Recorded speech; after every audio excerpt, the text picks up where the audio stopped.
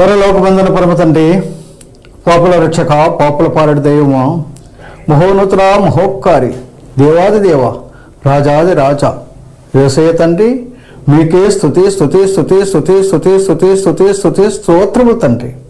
నేను పాపులను రక్షించటకు తండ్రి, ఆ మోయలేని సులువును మీరు మోసి, ఆ సులువు మనపై రక్తము జాలలుగా కార్చి నేను పాపులను రక్షించారు కదా ప్రభా.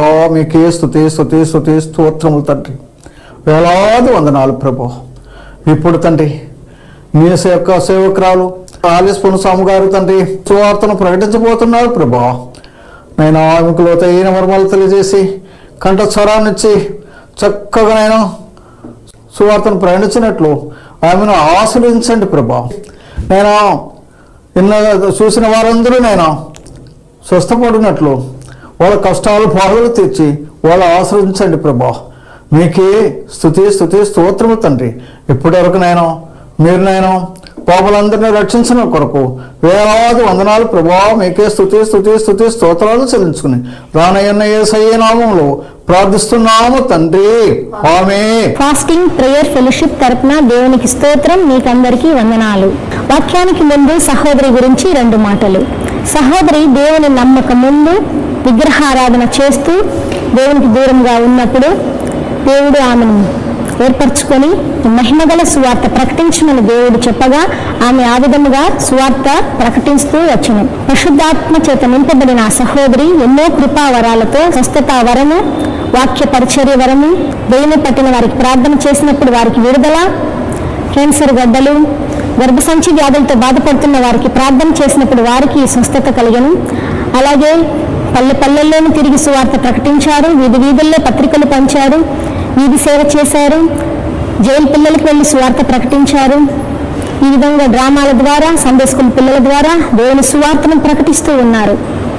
దేవుని కొరకు చక్కగా వాడబడుతున్నారు. మాంత్రికులు, చేతబళ్ళు చేసిన వాళ్ళు ఈ విధంగా వారి కొరకు ప్రార్థన చేసినప్పుడు వారికి కూడా విడుదల కలిగింది. దేవుని శక్తి ద్వారా ఆమె సువార్త ప్రకటిస్తుండగా ఈ విధంగా ఎన్నో అద్భుతాలు, స్వస్థతలు దేవుడు ఆమె చేత చేయిస్తూ సువార్త సేవ చేయించుకుంటున్నారు. అన్యుల మధ్య పరిచర్య చేసినప్పుడు అన్యులందరూ దేవుని దగ్గరకు వచ్చి ప్రభుని నమ్ముకుంటున్నారు. తెలుగు తెలియని ఒక సహోదరి దేవుని స్వరము విన్నప్పటి నుంచి తెలుగు భాష నేర్చుకుని తెలుగుతో మాట్లాడుతూ మినిస్ట్రీ చేస్తూ దేవుని కొరకు ఎంతో నమ్మకంగా సేవ చేస్తున్నారు. ఇప్పుడు దేవుని వాక్యం అందిస్తారు, విని దేవుని మహిమ. దేవునికి స్తోత్రములు. మీ అందరికీ నా వందనాలు. బాగున్నారా? వాక్యం విన్నారా? మనం ఎలాంటి వాళ్ళము? దేవుని రాజ్యానికి దేవుడు ఇష్టపడి ఏర్పరచుకున్న శ్రేష్టమైన వాళ్ళము కనుక భూమి భావయ సంబంధమైన దానికి దేనికి చింతపడకండి, బాధపడకండి. అన్నీ విడిచిపెట్టి వెళ్ళిపోతాం కదా. కాబట్టి దుఃఖపడకుండా చిన్న మంద భయపడకూడదు అని దేవుడు పలికాడు కదా. మరి ఈ వారము మనతో ఏం మాట్లాడబోతున్నాడో చూస్తాము. దేవునికి స్తోత్రం. మీరందరూ ప్రార్థన చేస్తున్నారు కదా. ఉపవాస ప్రార్థన కొరకు ప్రార్థించండి. సత్కరించిన వారికి అందరికీ కూడా నా వందనాలు చెల్లించుకుంటున్నాను. దయవుంచి వాక్యం వచ్చేటప్పుడు ఫోన్ చేయకండి. నిన్న మంగళవారం అట్లా చాలామంది చేశారు. అందుకే నేను 3 గంటలకు చేయండి చేసి పెట్టేశాను. ఏమనుకోకండి. మళ్ళీ చేశారు 3 4 సాయంకాలంలో వాళ్ళకి చేశాను ప్రేయరు. వాక్య భాగానికి వెళ్దాము. ఈ ఎపిసోడ్కి సహాయపడిన ప్రియులు హరిప్రియ, లక్ష్మీనారాయణ భర్త రక్షణ కొరకు ప్రార్థించండి. వాళ్ళ పాప ప్రశాంతి డెలివరీ అయింది, పాప పుట్టింది. మరి చక్కగా కుమారుడు జాబ్ చేస్తూ అపార్ట్మెంటు బిల్డింగ్ కూడా కొన్నాడు. చాలా సంతోషం. నాకు స్పాన్సర్ చేశారు. దేవునికి వందనాలు. ఆ కుటుంబానికి నా నిండు వందనాలు. తిరుపతిలోనే. అలాగే విజయలక్ష్మి సహోదరి, రఘుమూర్తి బ్రదరు, సత్య, రాజకుమారు ట్రాన్స్ఫర్ విషయంలో ప్రార్థించండి. గ్లోరీ సురేష్ గారు, పెద్ద బాబుకు ఉద్యోగం, వివాహం కావాలి. అలాగే మనం ఒక్కొక్కరు కూడా చెప్తూ ప్రార్థన చేస్తూ ఉండాలి. ఈ దినాలలో మనం ఎక్కువగా చేయాలి. ఎందుకంటే ఇది ఎప్పుడూ అయిపోయింది కాలాలు, కానీ జ్ఞాపకం చేసుకుంటున్నారు 40 రోజులు అని, ఉపవాస దినాలని. కానీ ఈ 40 రోజులు దేవుడు ఉపవాసం లేదు. ఉపవాసం ఉండి తర్వాత పరిచర్య మొదలుపెట్టాడు కదా. దాన్ని ఇక్కడ ఏమంటున్నారంటే ఆయన ఉపవాసం ఉండి శక్తి పొందుకొని అలా చెప్తుంటారు. నాకు చాలా బాధ వేస్తుంది ప్రియులారా. అది అన్యులు కూడా చెప్తారు. యేసు ప్రభే మరి యజ్ఞం చేశాడు కదా, ఉపవాసం ఉన్నాడు కదా, ప్రమిటి చేసినాడు కదా, అట్లంతా చెప్తారు. మరి మన వాళ్ళు అలాగే చేస్తే ఎంత వేదన కదా. ఆయన పుట్టుకే శక్తి, పరిశుద్ధాత్మ శక్తితో పుట్టాడు. ఆయన భూమి మీదకి దిగి వచ్చిందే శక్తిమంతుడు. ఆయన చేయాల్సిన అవసరం లే, కానీ మాదిరి ఉంచిపోయాడు. నీతి యావత్తు ఇలాగా నెరవేరని అని చెప్పాడు. బాప్తిస్తు యోహాన్ దగ్గర కూడా బాప్తిస్తు తీసుకున్నప్పుడు అదే మాట అన్నాడు. కనుక మనం మాదిరి ఉంచిపోయాడు. మనిషిగా పుడితే అపవాదిని ఎలా జయించాలి అంటే వాక్యం ద్వారా మరి ఉపవాసం ఉండి నిరూపించాడు. అది ప్రియులారా మనిషిగా మనకు నేర్పించాడు. అది మనం తెలుసుకోవాలి. సరే, వాక్యానికి వెళ్దాము. కీర్తనలు 15వ అధ్యాయము 1వ వచనం. 2 క్వశ్చన్లు ఉన్నాయి. యెహోవా నీ గుడారములో అతిథిగా ఉండదగిన వాడు ఎవడు? 2వ క్వశ్చన్, నీ పరిశుద్ధ పర్వతం మీద నివసింపతగిన వాడు ఎవడు? సరే, ప్రార్థన చేసుకుందాము, ధ్యానిస్తాం. జీవంగల దేవా, ప్రేమగల తండ్రి, నమ్మకమైన ప్రభా, నీకు వందనాలు, స్తోత్రాలు. దయ ఉంచినైనా ఈ వాక్యాన్ని ధ్యానించలేదు కనుక ప్రభా, పరిశుద్ధాత్మ దేవా మీరు వచ్చి మాట్లాడండి. ఈ వాక్యం వివరించే యోగ్యత నాకు లేదు నైనా. పరిశుద్ధుడా, మీరు వివరిస్తే అందరికి అర్థమవుతుంది, బలం ఉంది, శక్తి కలుగుతుంది. కనుక ప్రభా మీరే వచ్చి మాకు వివరించి మాట్లాడమని, మీ నామానికి మహిమ తెచ్చుకోమని మా రక్షకుడు వాక్యమైన యేసుక్రీస్తు నామములో సహాయం కోరి అడిగి వేడుకుంటున్నాం పరలోకమందున మా తండ్రి, ఆమేన్. ప్రియులారా, యెహోవా సెలవిచ్చుచున్నాడు, నీ గుడారములలో దావీదు పలికిన మాటలు. యెహోవా నీ గుడారములలో అతిథిగా ఉండతగినవాడు ఎవడో అని అడుగుతా ఉన్నాడు. దావీదు అడుగుతా ఉన్నాడు ప్రియులారా. ఇక్కడ అంటే అతిథిగా ఉండదగినవాడు ఎవడు అని అడుగుతున్నాడు. కనుక ఎవరు అతిథిగా? ఇప్పుడు మన ఇంట్లోకి ఎవరైనా బంధువులు వచ్చారనుకోండి, వాళ్ళ అతిథులే కదా. ఒకవేళ రక్త సంబంధం అయితే, లేదు ఫ్రెండ్స్ అయితే, స్నేహితులు కానీ ఎవరైనా కానీ వస్తే కొద్ది కాలం ఉంటారు, మళ్ళీ వెళ్ళిపోతారు. వాళ్ళందరూ అతిథులే కదా. కనుక గుడారములో అతిథిగా ఉండదగిన వాడు ఎవడు అని క్వశ్చన్ మార్క్ ఉంది. మరి ప్రభువారు దావీదు అడుగుతూ ఉంటాడు దేవుణ్ణి, నీ గుడారములో ఎవరు ప్రభు అతిథిగా ఉంటారు అని. అంటే చాలా ఇష్టంగా చూస్తారు కదా, అతిథుల్ని ప్రేమగా చూస్తారు. కొంచెం అంటే కొత్త కొత్తగా పలహారాలు కానీ ఏదైనా చేసి పెడతారా లేదా అతిథులు వస్తే? అలాగే దేవుడు కూడా ఎవరు ప్రభు మీకు అతిథులు అని దావీదు అడుగుతా ఉన్నాడు. 61వ కీర్తన 3వ వచనం చూస్తాం. 61:3, నీవు నాకు ఆశ్రయంగా ఉంటివి, శత్రువులు ఎదుట బలమైన కోటగా నుండి ఉంటివి, యుగ యుగములు నేను నీ గుడారములో నివసించదను. ఆమె దేవునికి స్తోత్రం. ప్రియులారా, దావీదు చూడండి, తంతి వాద్యములతో పాడదగిన కీర్తన అంట ఇది. ఎంత చక్కగా చెప్తున్నాడు. నీవు నాకు ఆశ్రయంగా ఉంటివి. ఆశ్రయంగా ఉంటే అన్ని విజయమే. శత్రువుని కూడా జయిస్తాం కదా ఆశ్రయంగా ఉంటే. బలమైన కోటగా ఉంటివి. అబ్బా, కోటలో దూరితే ఇంకేముంది, కాపాడబడతాము. అందుకే యుగ యుగములు నేను నీ గుడారంలో నివసించేదను అంటున్నాడు ధైర్యంగా. నీ రెక్కల చాటున దాగుకొందును. ఇదొకటి, నీ రెక్క చాటున నేను దాక్కుంటాను. ఎందుకంటే శత్రువులు ఉన్నారు కదా, శత్రువుల కోట ఉంది. అందుకని నేను ఈ రెక్కల కింద చాటున దాగుకొందును. దేవా, నీవు నా మ్రొక్కుబడులు అంగీకరించినావు. నీ నామమును భయభక్తులు గల వారి స్వాస్థ్యము నీవు నాకు అనుగ్రహించినావు. రాజునకు దీర్ఘాయువు కలుగజేయుదువు గాక, అతని సంవత్సరములు తరతరములు గడుచునుగాక.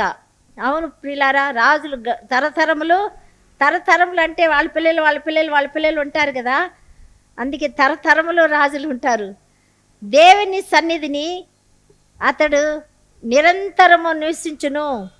ఆమేన్. తరతరాలు రాజులు ఉంటే దేవుని సన్నిధిలో ఎలా ఉంటామో నిరంతరం నివసించును గాక.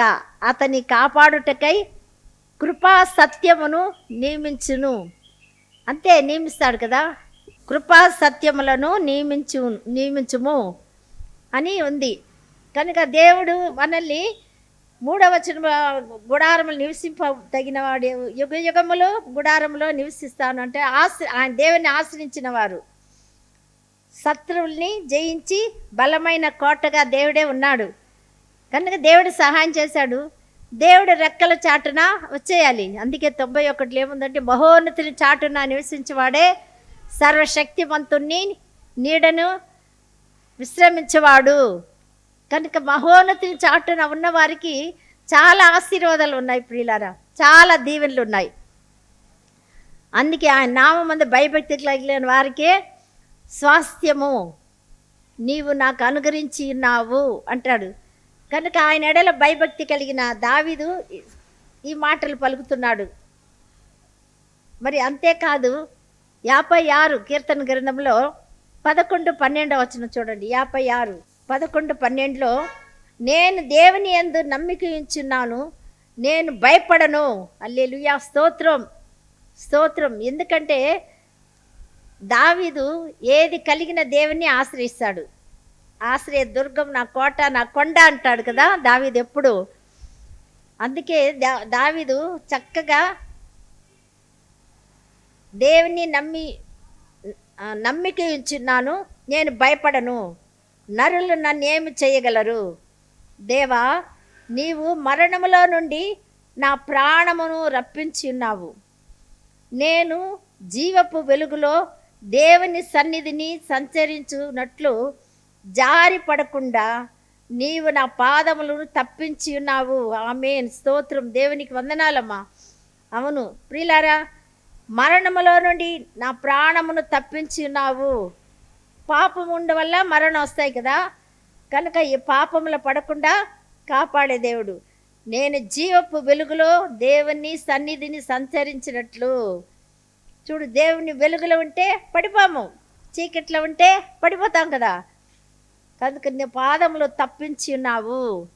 నేను నీకు మొక్కుకొని ఉన్నాను, నేను నీకు స్తుతి యాగములు అర్పించేదను. దేవునికి స్తోత్రం. స్తుతి 7 మార్లు, రోజుకి 7 మార్లు స్తుతి ఇచ్చింది దావీదే కదా. అవును ప్రియులారా, 119 కీర్తనలో చూస్తాం, 122 వాక్యం అనుకుంటా. కనుక దేవుడు దావీదు ఎంత ఖచ్చితంగా చెప్పాడంటే, నీవు మరణములో నుండి నా ప్రాణమును తప్పించి నేను జీవపు వెలుగులో దేవుని సన్నిధిని సంచరించినట్లు జారి పడకుండా నీవు నా పాదములను తప్పించి ఉన్నావు. అవును ప్రియులారా, ఏదైనా కొన్ని పాపాలు వస్తే పాపములు మనం పడిపోకుండా కాపాడంటే అది దేవుని కృప. తన బిడ్డల్ని ఆయన కాపాడుతూ ఉంటాడు, రక్షిస్తుంటాడు, ఆదుకుంటుంటాడు, కాపలా ఉంటాడు కదా. కనుక ఎప్పుడు ఆయన కాచుకొని ఉంటాడు, నా బిడ్డ ఎక్కడ పడిపోతుందో, ఎక్కడ జారిపోతుందో. ఎందుకంటే వాళ్ళకి దేవుని రాజ్యాన్ని ఇవ్వడానికి ఇష్టపడ్డాడు కదా, అందుకే ఆ రాజ్యంలో చేర్చాలి అని చెప్పి దేవుడు మనల్ని భద్రంగా కాపాడుకుంటాడు ప్రియులారా. అందుకే 121 కీర్తనలు ఉంది, నీ కునుకను నిద్రపోను అంటాడు. కునుకను నిద్రపోను, నేను కాపాడువాడు కునుకడు నిద్రపోడు. ఇశ్రాయేలు కాపాడువాడు కునుకడు నిద్రపోను. చూడ ఎంత చక్కటి వాక్యాలు మనకు అనుగ్రహిస్తాడు దేవుడు ప్రియులారా. మనమే భయపడిపోతూ ఉంటాం, దిగులు పడుతూ ఉంటాం, వేదన పడుతూ ఉంటాం, దుఃఖపడుతూ ఉంటాం, ఇది లేదు అది లేదు అని అంటూ ఉంటాం కదా. కానీ దేవాది దేవుడు మనకు ఎంత చక్కగా ఆశీర్వదిస్తాడు. కుడిపక్క నీకు నీడగా ఉన్నానంటాడు. 121లో 5వ వచనంలో, యెహోవాయే నిన్ను కాపాడువాడు, నీ కుడి ప్రక్కన యెహోవానికి నీడగా ఉండును. పగలు ఎండ దెబ్బ అయినను నీకు తగలదు, రాత్రి వెన్నెల దెబ్బ అయినను నీకు తగలదు. ఎక్కడ ఉంటే ఆయన సహాయం కోరి ఆయన చరణ చూచి ఆయన గుడారంలో ఇలా ఉండాలనుకుంటే దేవుడు ఇలాగా కాపాడతాడు, ఇలాగా నడిపిస్తే కుడి పక్కన నీడగా ఉంటాడు. అలా ఉండి మన ప్రాణాన్ని కూడా కాపాడే దేవుడుగా మనం చూస్తున్నాం ప్రియులారా. కనుక 116 కీర్తన 8-9 వచనం చదువుకున్నాము. నా ప్రాణము యెహోవా నీకు క్షేమము విస్తరింపచేసి ఉన్నాడు, తిరిగి నా విశ్రాంతిలో ప్రవేశింపుము. మరణము నుండి నా ప్రాణమును కన్నీళ్లు విడవకుండా, నా కన్నులను జారిపడకుండా నా పాదములను నీవు తప్పించున్నావు. సజీవులున్న దేశములో యెహోవా సన్నిధిని నేను కాలము గడుపుదును. ఆమేన్. దేవునికి స్తోత్రం. అవును ప్రియులారా, మరి 116 ఎవరు రాశారో తెలియదు, కానీ దావీదే 110 నుంచి ఉంది. యాత్ర కీర్తన కూడా కాదు కనుక 116 7 చదివినాను. నా ప్రాణము యెహోవా నీకు క్షేమము విస్తరింపచేసి ఉన్నాడు. ప్రాణానికి చెప్తున్నాడు, నా ప్రాణమా యెహోవాను సన్నిధించు అంటూ ఉంటాం కదా మనం దావీదు 103లో. అలాగే ఇక్కడ కూడా నా ప్రాణమా యెహోవా నీకు క్షేమం విస్తరింపచేసి ఉన్నాడు. ప్రాణానికే చెప్పేస్తున్నాడు, నా ప్రాణమా యెహోవా నీకు క్షేమము విస్తరింపచేసి ఉన్నాడు, తిరిగి నీ విశ్రాంతిలో ప్రవేశింపము.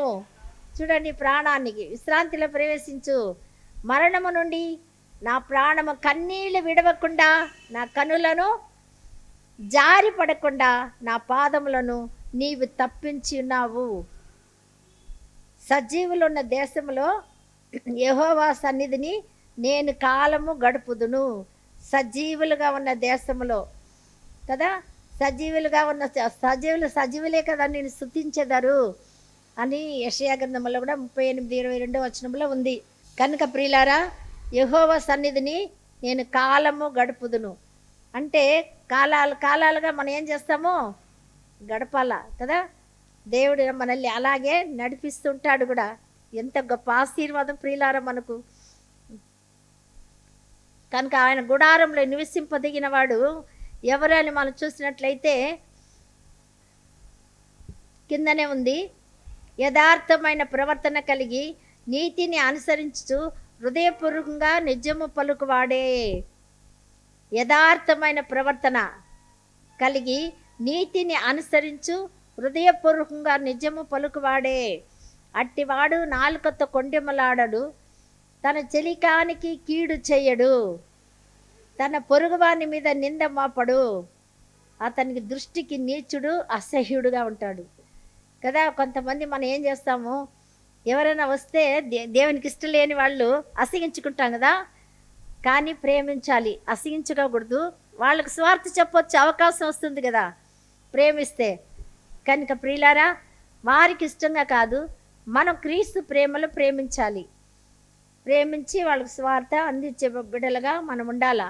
కనుక మనము గుడారముల అతిథిగా ఉండదగిన వారు.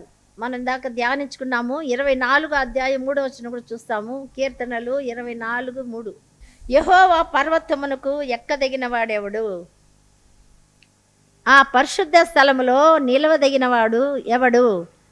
వ్యర్థమైన దాని యందు మనసు పెట్టకయు, కపటముగా ప్రమాణము చేయకయు, నిర్దోషమైన చేతులు శుద్ధమైన హృదయమును కలిగి ఉండువాడే. దేవాస్తోత్రము. అవని ప్రియులారా, ఇట్టి వారికే అక్కడ అతిథిగా ఉండదగిన అర్హత. ఆయన పరిశుద్ధ స్థలంలో నిలవదగిన వాడు ఎవడు అని ఇక్కడ రాయబడింది. కనుక యెహోవా పర్వతమునకు ఎక్కదగిన వాడు ఎవడు? మనం ఎక్కాలంటే ఏం చేయాలా ప్రియులారా? పరిశుద్ధంగా జీవించాలా. కనుక చక్కటి ఒక పాట కూడా రాయబడింది. ఎత్తైన కొండపైన ఏకాంతముగా చేరి రూపాంతరం అనుభవము పొంద ప్రార్థించుమో ప్రియుడా. రూపాంతరం అనుభవము పొందాం. ప్రార్థించుమో ప్రియుడా, ఎత్తైన కొండపైన ఏకాంతముగా చేరి.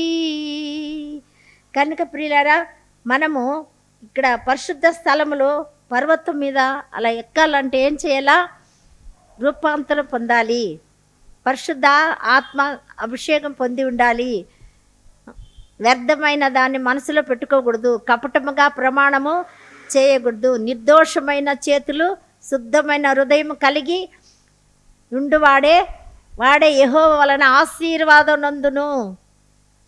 ఇప్పుడు ఒకరింటికి వెళ్ళామనుకోండి, ఆ ఇంట్లో వెళ్ళి అతిథిగా ఉన్నప్పుడు వాళ్ళకు బాధ పెడితే, వాళ్ళు దుఃఖపరిస్తే సంతోషంగా ఉంటారా? ఉండరు కదా. అలాగే దేవుని కూడా మనం సంతోషపెట్టి బిడ్డలుగా ఉండాలి. యెహోవా వలన ఆశీర్వాదం నొందిన బిడ్డలు ఎలా ఉంటాము? సంతోషంగా ఉంటావు. తన రక్షకుడైన దేవుని వలన నీతిమత్వము నొందును. ఆయన ఆశ్రయించువారు, యాకోబు దేవా నీ సన్నిధిని వెదుకువారు అట్టివారే కదా, అట్టివారే. కనుక ప్రియులారా, మనం కూడా ఎలా ఉండాలి? పరిశుద్ధంగా ఉండాలి, ఆయనకు రూపాంతరం పొందాలి, పరిశుద్ధంగా జీవించి అతిథిగా ఆయన గుడారంలో నివసించాలని దేవుడు ఇష్టపడుతున్నాడు. మరి మనం నివసించాలంటే అలాంటి వారుగానే మనం ఉండాలా. కనుక దేవాది దేవుడు ఇందుకే ఆయన యొక్క రక్తం మన మీద కడిగి పరిశుద్ధపరచడానికి, అంటే పరిశుద్ధంగా రావాలని, పాపులను రక్షించుటకు క్రీస్తు యేసు లోకములో వచ్చాడని 1 తిమోతి రాసిన పత్రిక 1వ అధ్యాయం 15వ వచనంలో రాయబడింది కదా. లోక పాపులను రక్షించుక క్రీస్తు యేసు లోకమునకు వచ్చానని వాక్యము నమ్మదగినది, పూర్ణ అంగీకారమునకు యోగ్యమైనది అని ఉంది. అట్టి వాటిలో ప్రధానుడు నేనే అంటాడు. ఎందుకంటే పూర్వము దూషకుడను, హింసకుడను, హానికరుడనై ఉన్న నన్ను కనికరింపబడ్డాను. తెలియక చేసిన పాపం కనికరింపబడ్డాను. కనుక ప్రియులారా, మన తెలియక ఎన్ని చేసినా కూడా కనికరింపబడతాము. ఆయన గుడారములో, ఆయన నివాసములో చేర్చుకుంటాడు. ఆయన గుడారం ఎటువంటిదంటే, కొరింథీయులకు రాసిన 2వ పత్రిక 5వ అధ్యాయము 1వ వచనం, భూమి మీద మన గుడారమైన ఈ నివాసము శిథిలమైపోయినను చేతి పని కాక దేవుని చేత కట్టబడినదియు నిత్యమైనదినైనా నివాసము పరలోకమందు మనకున్నదని ఎరుగుదము. కనుక ఇక్కడైతే మన గుడారం ఎలా ఉంది? 3వ వచనము, ఈ గుడారంలో ఉన్న మనము భారము మోసుకొని మూలుగుచున్నాము. ఇది తీసివేయాలనని కాదు కానీ మత్యమైనది జీవము చేత మృంగివేయబడినట్లు ఆ నివాసమును దీనిపైన ధరించుకుని గోరుచున్నాము. దేవునికి స్తోత్రం ప్రియులారా. కనుక మర్త్యమైనది జీవము చేత మృంగివేయబడినట్లు అంటే మర్త్యమైన అంటే ఎప్పుడైతే మనం బ్రతుకుతామో, జీవంతో ఉంటామో, అవన్నీ పోతాయి కదా. ఆత్మతో నింపబడినప్పుడు రోమా 8:11 ఉంది, చావకు లోనైన ఈ శరీరం కూడా మట్టి శరీరము ఆయన ఆత్మ నివసించిన ఎడల మళ్ళీ ఏమవుతాము? ఆత్మ ద్వారా జీవింపచేయును అని రాయబడింది. కనుక ఆత్మ ద్వారా జీవింపచేస్తాడు దేవుడు, బ్రతికింపజేస్తాడు. ఎందుకంటే ఆయన గుడారంలో నివసించాలంటే మృతులు పనికిరారు, సజీవులుగా మనము ఆయన స్తుతించి ఆరాధించడానికి అక్కడికి వెళ్ళాలా, ఆ గుడారంలో నివసించాలి. కనుక అలాగా మనం ఉండాలని దేవుడు ఇష్టపడుతున్నాడు.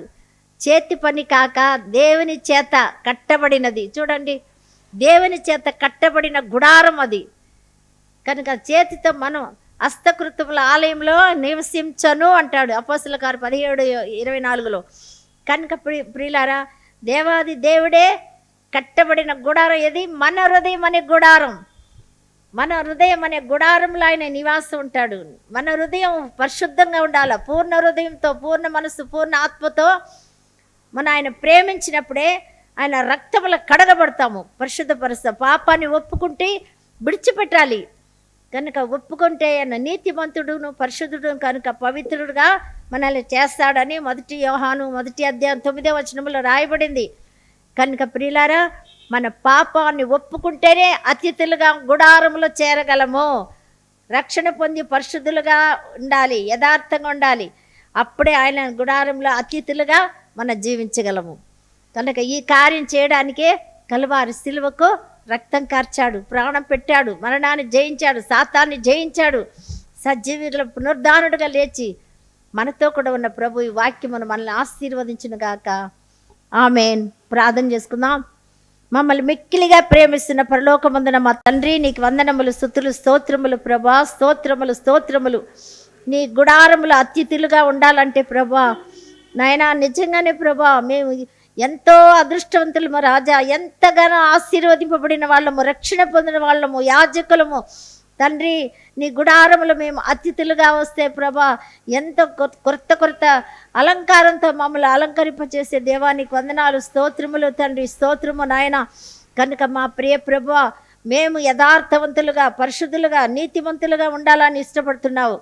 అట్టివారికే గుడారంలో నివాసము రజానికి స్తోత్రములు ప్రభా. మరి అలాగా ప్రభా మేము జీవించుటకు మాకు సహాయం చేయండి. పరిశుద్ధాత్మ శక్తి చేత నింపండి, ప్రార్థన శక్తితో నింపండి. సాతానుంచి, దుష్టు నుంచి, దుష్ట క్రియల నుంచి విడుదల చేయమని ప్రార్థిస్తున్నాను. పరిశుద్ధ ప్రభా సహాయం చేయండి. అతిథులుగా మీ గుడారంలో నివసించాలంటే ప్రభా ఎంతో ధన్యకరం ప్రభా. నాయనా తండ్రి, అమ్మ నాన్న గృహానికి వెళ్ళాలనే నాయన ఎంత సంతోషంగా వెళ్తాం. అలాగే కన్న తండ్రి నాయన మీ గృహానికి అతిథులుగా మేము రావాలంటే ప్రభా ఎంతో ఆనందకరం ప్రభా. నీ రక్తంలో కడగబడిన బిడ్డలే నివాసం ఉంటారు. కనుక ప్రభా మీరు ఇలాంటి గొప్ప కార్యం చేసినందుకు కృతజ్ఞాస్తుతులు, స్తోత్రాలు. స్పాన్సర్ చేసిన కుటుంబాలని ఆశీర్వదించండి, దీవించండి. వాళ్ళ కొరతలన్నీ నింపండి నాయన, అక్కర్లు తీర్చండి ప్రభా. ఎగ్జామ్లు జరుగుతున్నాయి ప్రభా, జ్ఞాపశక్తి, జ్ఞాన బిడ్డలకు దయచేయండి. చక్కగా రాసి పాస్ అవుట్కు సహాయం చేయండి ప్రభా. నాయన చదివి పూర్తయి ఉద్యోగం లేకుండా ఉన్న నిరుద్యోగులకు ఉద్యోగాలు దయచేయండి నాయన. వివాహం కాకుండా యవ్వన బిడ్డలు ఉన్నారయ్యా, వాళ్ళు జ్ఞాపం చేసుకో రాజా. నాయన వివాహం జరిగిన ఆయన గర్భఫలం లేకుండా ఉండే బిడ్డలు జ్ఞాపం చేసుకోండి దేవా. వాళ్ళకి గర్భఫలం దయచేయండి తండ్రి. గర్భిణి సుఖప్రసవం దయచేయమని ప్రార్థిస్తున్నాను.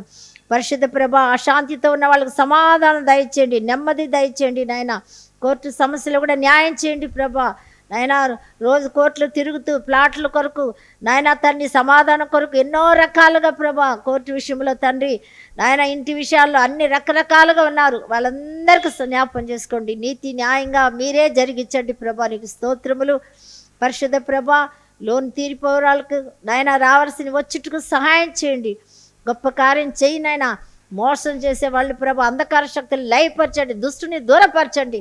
దూర దేశంలో ఉండే బిడ్డలను కూడా దీవించి ఆశీర్వదించమని ప్రభా. రక్షణ లేని వారికి రక్షణ దయచేయమని యేసుక్రీస్తు శక్తిగల నామములో స్తుతిస్తూ ప్రార్థిస్తూ గణపరుస్తూ వినయంతో అడిగి వేడుకుంటున్న పరలోకమందున మా తండ్రి. ఆమేన్. మీ అందరికీ వందనాలు.